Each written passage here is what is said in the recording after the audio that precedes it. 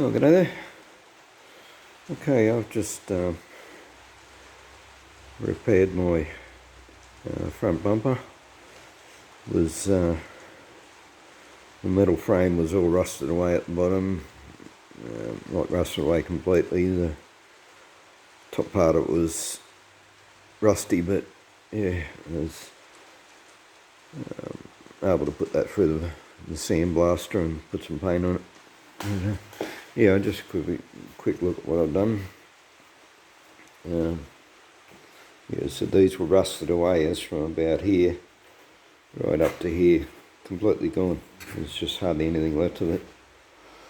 And firstly I was going to try and put a bit of pipe in there, but just sort of too difficult to be able to to line the holes up with a bit of pipe and drill the holes in the right place and everything. So I gave up on that. Went looking around, I found a bit of channel which wasn't long enough, and then I found another piece of channel, so I was actually joined it together. And yeah, it's pretty rough looking, but it doesn't matter, none of it's visible, and it doesn't even have to be that strong. The whole purpose of this is to stop your plastic from sagging this way, gravity way. I've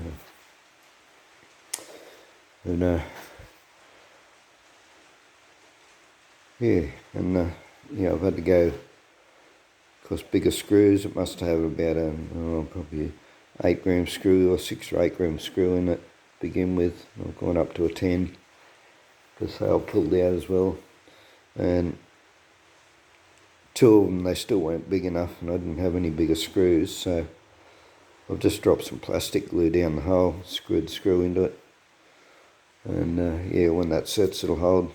So there's no great amount of pressure on it or anything. And the other thing I've done, like these brackets here, the car that this come off had been the flood, I think, because everything below had to have been the flood, because there's actually watermarks on the door linings, so tide marks. But yeah, these were all just about gone completely, so yeah, I actually found a bit of channel offcut, and cut some more brackets out of that. That was sort of fairly difficult in that you have to get them in place from this side, and fit the fiberglass piece into the bumper, and drill all the holes. And so I then used the smaller rivets into the fiberglass, and of course one side of it pulled right out. Actually, as soon as I went to drill from the other side, I took it out of the plastic, drilled it, put bigger rivets. See what you can see, these are the heads of the larger rivets, and those are what's holding it. And as I explained before, if you're going to rivet into fiberglass, you have to put the head of the rivet on the fiberglass and the back of it onto the steel,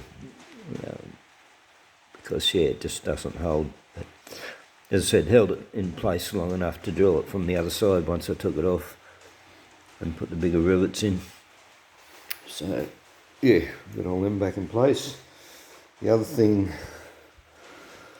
had to be done was this is a wind deflector, and that would pull right out. And again, it had those aluminium factory type, like double-sided rivets. And I actually had to, because they were still all in there, I had to cut them off with the angle grinder, and I had to sort of cut halfway on each, let it cool a bit, and then come back and cut again, because it would have got too hot and would have melted the plastic. I'd have just tried to cut it through in one go, but they've been all folded back in. There was also, if you can see it, you can sort of see a little bit of it, that was split there. Done a plastic weld on that, just using the soldering iron. I still have a little bit of mesh that came in the kit, and I don't sort of even use the kit anymore. It's got a gas iron thing that's a bit of a pain. I just use my electric. I've got a 60 watt electric soldering iron, and that works better anyway. So. But yeah, you push a bit of mesh into it first, and then, you know, rather than trying to work out what sort of plastic is and using the rods that came with the kit to fill it, I looked around, and this had a square edge on it which wasn't needed, so I just cut the corners off. I'll show you a triangle bit. This is always a better option than using filler rods and, you know, trying to guess what sort of plastic is. There's, you know, in most things that you're plastic welding, there's a bit of the same. Either you've got a spare bit of, you know, a broken cover or broken something, or off that bike or off a similar bike, or in this case I had a bit of excess on there that didn't need to be on there. So yeah, I just cut that off and used one of them as a filler in there. But yeah, that's nice and strong.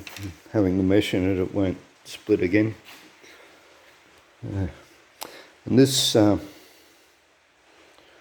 the other thing I'll show you too is the issue you get when you're bolting things into fiberglass. A little bit different here because they got huge plates behind them. These are the ones I put in for my driving lights. So yeah, that's got a bit of angle running between the two, which is riveted in there, so you can clamp that up fairly tight. But with, yeah, like these ones, there's fairly big washers on the backs of them bolts, but you still can't tighten them quite enough to stop them coming undone.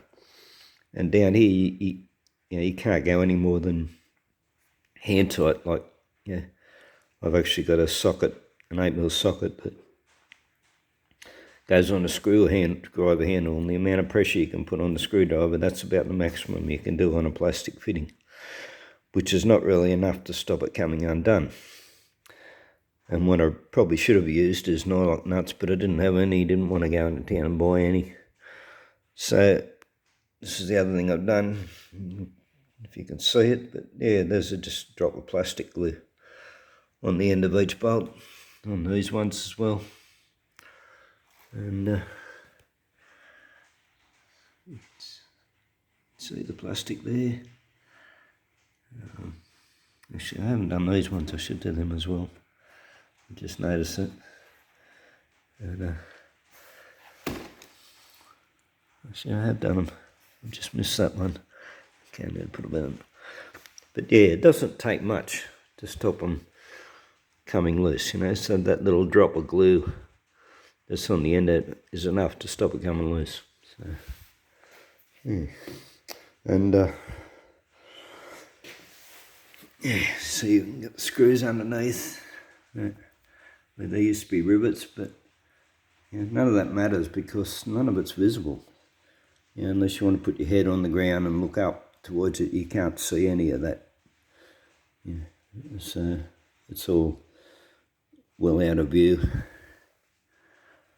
So yeah, I'm not at all concerned about having a whole lot of screws in there instead of factory rivets.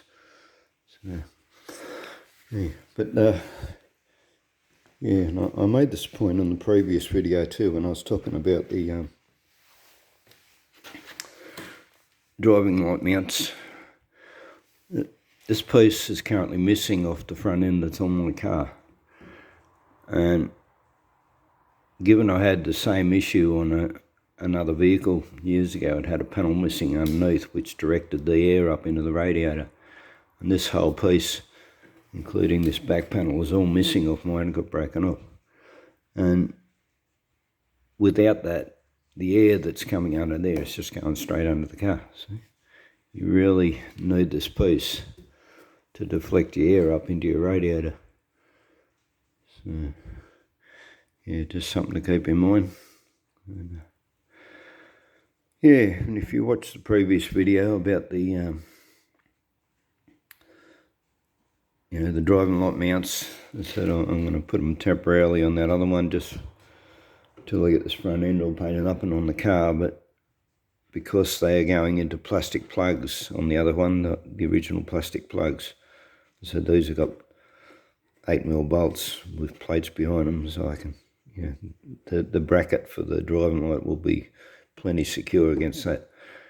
But on the other one, and if someone else was going to do it to a standard car and screw it on the same mounts, you've just got a self-tapper into a plastic plug, and it's like it holds it on, but it makes sure your driving light just gets that little bit of flop in it, a little bit of movement. But yeah, you could get around that by taking a second bracket, and you don't have to weld things. You can just drill and bolt. Go from there up to your main mount, which comes up here, or you could even take it down into fiberglass because there's not a hell of a lot of strain. You can put self-tappers into fiberglass.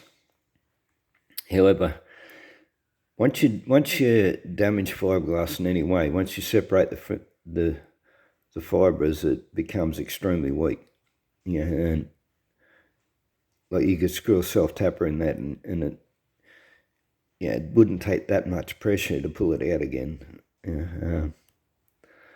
So what you can do, if you are going to screw into a self-tapper into fiberglass, is you drill your hole, and you get a bit of araldite, epoxy, or even proper polyester resin, and you put some resin back in the hole first, and then put the screw in, and that way the resin will push into the damage and reseal it all, and then it will become strong again. So just something to keep in mind if you ever in a situation where you have no other alternative but to put a self-tapper into fiberglass. Once you drill it, you've damaged it, and you've separated the fibres around where the screw's going to hold. So you need to really reseal those fibres to give it the strength again. So anyway, that's probably about all I can show you. The next step in this now, of course, I'm going to get rid of the grey. I've got another chrome strip ready to go. I bought a whole roll of it on the internet somewhere. I think it was on eBay or somewhere. But it took me a while to find some, in this width. There's plenty around half that width, but I've managed to track some down.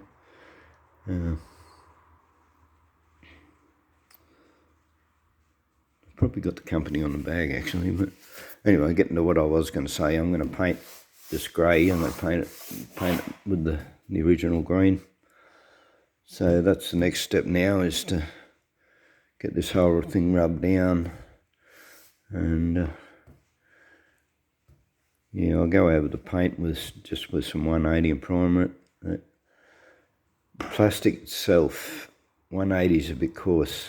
On plastic it tears it up, so I think I'm going to go some wet 240 on that, and it'll leave just enough scoring for to help the primer bond to it. But of course, before I put the primer in, I'll put a plastic adhesive primer on there first. But scuff it up with some 240 wet, then some plastic primer, and we'll go from there. But I'll show you this chrome strip in case anybody's looking for some. As I said, it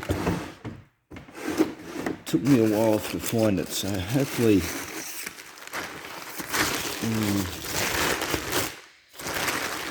I've got a habit of not keeping packaging.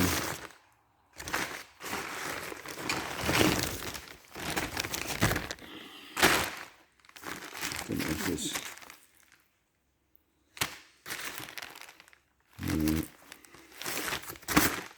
So I haven't kept the receipt. It's hoping to be really helpful and provide you with the name of the company I got from. Not going to be able to do that, unfortunately. So Yeah, but yeah, search around, you can get this stuff. Not easy to find, but you can get it. So, there we go. Yeah, protective coating, self-adhesive. Yeah, that red comes off, and that's got adhesive underneath it. So, yeah, hopefully I've got enough to go right around the car. And it's that silly me didn't keep receipt or documentation, so if it's not enough, then I've got an issue trying to find the exact stuff again, which is, yeah, that's even more of a problem once you start on it, because if I go 3/4 of the way around the car and run out, then I've got to find the exact stuff, you know. If I go searching and I find another brand that might not match it. So, yeah, I really wish I'd have kept the receipt and the company name now, but anyway. That's the way it goes sometimes. And, yeah, I've had this sitting in the drawer for 2 years now. I've been going to paint this car for 2 years and just haven't got around to it. Other projects and other things to do, and yeah, other things that cost money is the main thing. Anyway, we'll leave it at that. Thanks for watching, and hit like please. Okay, bye.